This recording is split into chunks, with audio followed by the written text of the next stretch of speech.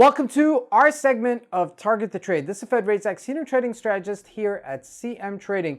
And today the focus is Apple computers. But before we start, make sure to smash the like button, share and subscribe so you can get future content like this. Now, those of you who are familiar with Apple, Apple's a company that has been around since I can remember, since the 1980s, and really has reshaped the landscape of the culture that we see it, just in general, okay? They're always in the cutting edge of everything since its inception.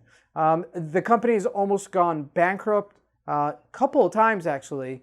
And then there was this second coming of Steve Jobs coming back to the company after founding it and being ousted out of it. He actually came back and revived it.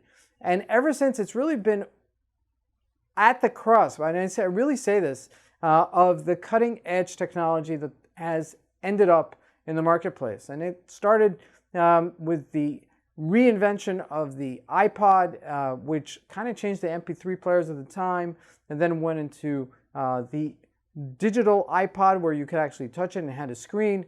And then that went into becoming a phone. And obviously since then, it's just changed the entire landscape. And, you know, I mean, just recently they came out with the new VR Vision, which they are really at the head of everything when it comes to that. And you're going to see that type of technology being knocked off by the other competitors within the next 6 to 12 months, as just has been the case the entire time.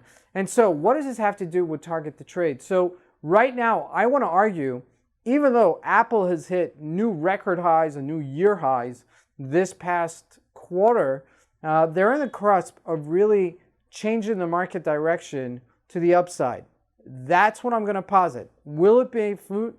Let's see, okay? Because there are a few factors here that have to play, but Apple has been really super, super strong. Now, this is a chart of Apple over the past year, and you can see that it's on record highs for the year, okay? That's not even a question. Now, let's see what I'm saying, that it's in the cusp of really hitting new highs and staying there, and then maybe even bringing up the market higher. And this is the next chart. Well, this is a chart, this is a weekly chart, and if you could see this yellow line that's right here, that is a 200-day moving average. Now, if you look all the way towards the end of it, okay, there's a little spike above it, and it's followed by a red candle, just a slightly red candle underneath it.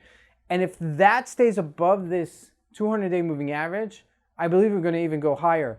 And I was just interviewed a couple of weeks ago by a radio station down in South Africa about Apple and about some of the technology stocks and, you know, the emergence of the AI and what it's going to bring to the marketplace.